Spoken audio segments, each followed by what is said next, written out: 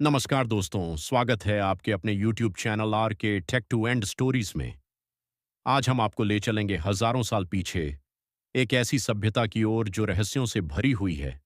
एक ऐसी सभ्यता जो अपने समय से कहीं ज्यादा आगे थी, सिंधु घाटी सभ्यता। क्या आप जानते हैं, यह सभ्यता इतनी विकसित थी कि आज के शहर भी इससे सीख सकते हैं। लेकिन अचानक ऐसा क्या हुआ कि यह महान सभ्यता खत्म हो गई? आइए जानते हैं इस पूरी कहानी को।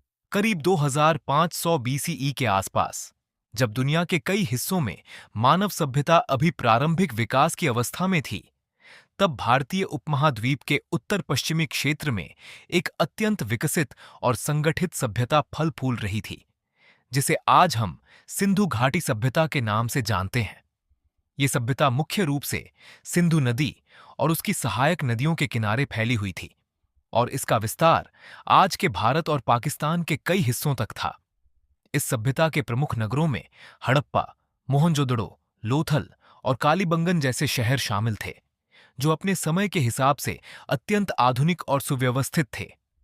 इन शहरों की सबसे उल्लेखनीय विशेषता उनकी नगर योजना थी, जिसमें सीधी और एक दूसरे को समकोण पर काटती हुई सड़कें, समान आकार के पक्के ईंटों से बने मकान और एक अत्यंत विकसित जल निकासी प्रणाली शामिल थी, जो आज भी कई आधुनिक शहरों को चुनौती देती है। हर घर में स्नानघर होता था, और वहां से निकलने वाला पानी ढकी हुई नालियों के माध्यम से पूरे शहर के बाहर ले जाया जाता था, जिससे साफ सफाई और स्वास्थ्य का विशेष ध्यान रखा जाता था। इस सभ्यता के लोग अत्यंत शांतिप्रिय और अनुशासित थे, जिसका प्रमाण यह है कि यहां से अब तक किसी बड़े युद्ध या हथियारों के व्यापक उपयोग के प्रमाण नहीं मिले हैं। वे मुख्य रूप से कृषि पर निर्भर थे और गेहूं, जौ तथा अन्य फसलों की खेती करते थे।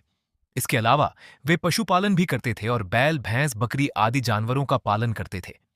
सिंधु घाटी के लोग केवल किसान ही नहीं थे, बल्कि वे कुशल कारीगर और व्यापारी भी थे। उन्होंने मिट्टी के बर्तन, धातु के औजार, सुंदर आभूषण और खिलौने बनाए, जो उनकी कलात्मक प्रतिभा और तकनीकी कौशल को दर्शाते हैं। यहां से मिली छोटी छोटी मूर्तियां, जैसे प्रसिद्ध नृत्य करती हुई युवती की कांस्य मूर्ति, ये दर्शाती है कि कला और संस्कृति उनके जीवन का महत्वपूर्ण हिस्सा थीं। सिंधु घाटी सभ्यता की एक और रहस्यमयी विशेषता उसकी लिपि है, जिसे आज तक पूरी तरह पढ़ा नहीं जा सका है।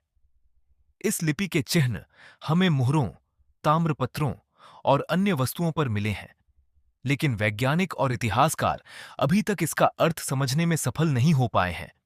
यदि यह लिपि पढ़ ली जाए, तो संभव है कि इस सभ्यता के बारे में कई रहस्य उजागर हो जाएं, जैसे उनका प्रशासन, धर्म और दैनिक जीवन की और भी गहराई से जानकारी मिल सके।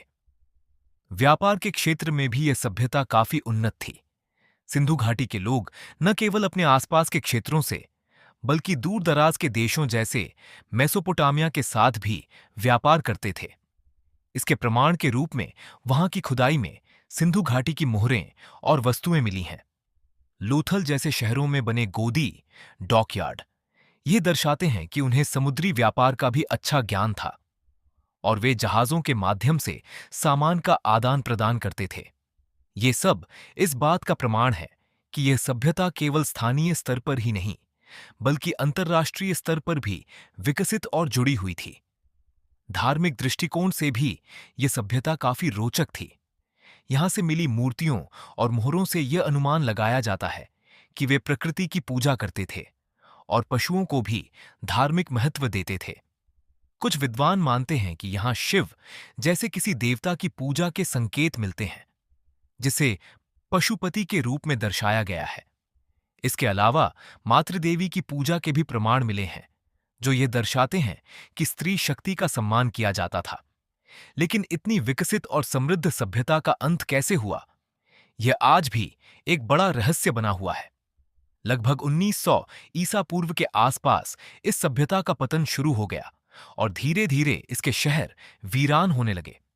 इसके पीछे कई कारण बताए जाते हैं, जैसे कि भयंकर बाढ़, जलवायु परिवर्तन, सूखा या सिंधु नदी के मार्ग में बदलाव।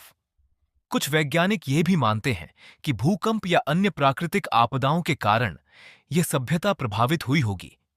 हालांकि इन सभी सिद्धांतों में से कोई भी पूरी तरह से सिद्ध नहीं हो पाया है, इसलिए इसका वास्तविक कारण आज भी अनसुलझा है। समय के साथ ये महान सभ्यता मिट्टी में दफन हो गई और हजारों सालों तक दुनिया इससे अनजान रही। फिर 20वीं सदी की शुरुआत में जब हड़प्पा और मोहनजोदड़ो की खुदाई शुरू हुई, तब इस महान सभ्यता का पुनः पता चला और इतिहास के पन्नों में एक नई कहानी जुड़ गई। इस खोज ने यह साबित कर दिया कि प्राचीन भारत में भी एक अत्यंत उन्नत और व्यवस्थित सभ्यता मौजूद थी, जो अपने समय से कहीं आगे थी। आज सिंधु घाटी सभ्यता हमें यह सिखाती है कि सच्चा विकास केवल तकनीक में नहीं, बल्कि समाज की व्यवस्था, स्वच्छता और सामूहिक जीवन शैली में होता है। यह सभ्यता एक उदाहरण है कि कैसे हजारों साल पहले भी इंसान एक संगठित और संतुलित जीवन जी सकता था। इसके रहस्य आज भी शोधकर्ताओं को आकर्षित करते हैं और हर नई खोज हमें इस अद्भुत सभ्यता के और करीब ले जाती है। इस प्रकार सिंधु घाटी सभ्यता केवल एक ऐतिहासिक विषय नहीं, बल्कि एक प्रेरणा है, एक रहस्य है और मानव विकास की एक अनमोल कहानी है, जो हमें अपने अतीत से जोड़ती है और भविष्य के लिए सीख देती है।